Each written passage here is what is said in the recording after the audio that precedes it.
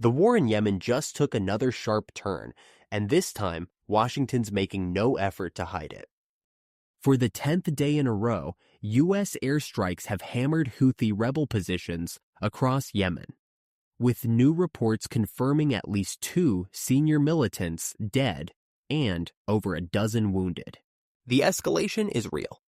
The message is clear. The Houthis are now a top-tier target in Trump's renewed campaign of pressure on Iran.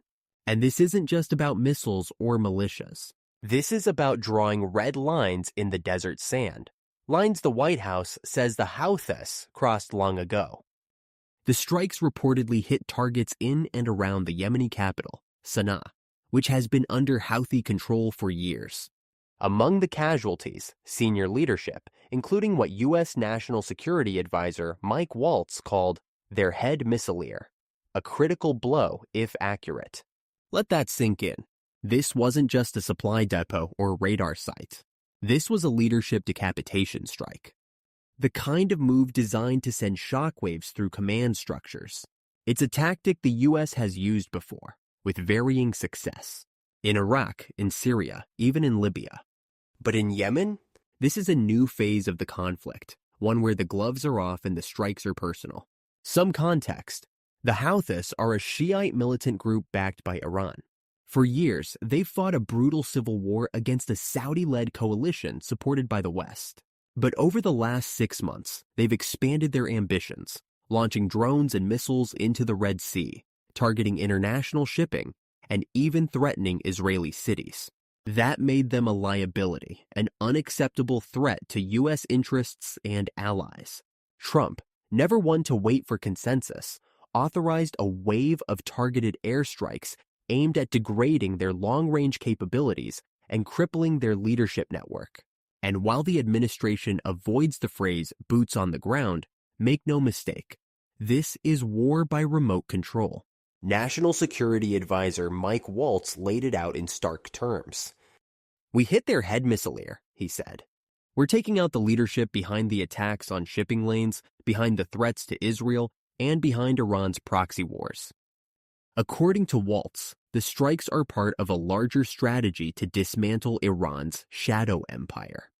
Its vast network of proxy forces stretching from Lebanon to Iraq, Syria, and now, increasingly, Yemen.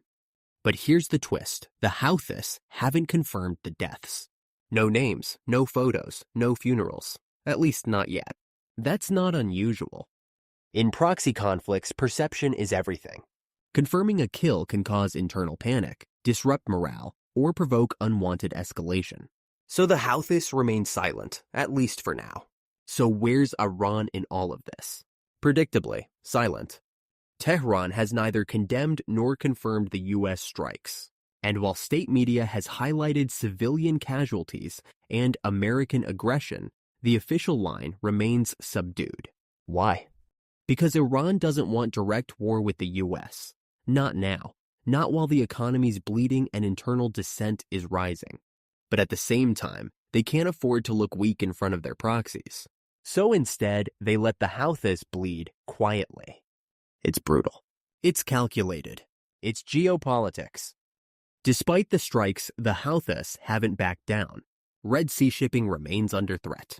Oil tankers, commercial freighters, even military convoys, none of them are safe. And that's by design. By threatening the world's maritime arteries, the Houthis gain leverage. They draw attention. They remind the West, and especially Israel, that they're more than just a regional nuisance. But they're also overplaying their hand. Because the U.S. military doesn't respond to posturing, it responds to threats. And with each missile launch, the case for broader action becomes stronger. Trump's critics say this is reckless escalation, another step toward entanglement in a region America can't stabilize. But his supporters see it differently. They say this is the first coherent Middle East strategy in years. A simple doctrine: hit proxies hard, signal resolve, and dare your enemies to escalate. If they do, hit harder. It's not diplomacy. It's deterrence. Old school, Reagan-era, peace through strength logic. And for now, it's working. Because while the Houthis keep firing, they're also bleeding leadership.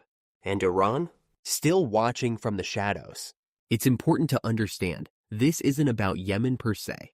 It's about signaling to Iran, we know where your proxies are, and we will dismantle them. To China and Russia, we're still the global sheriff. To Israel and Saudi Arabia, you're not alone.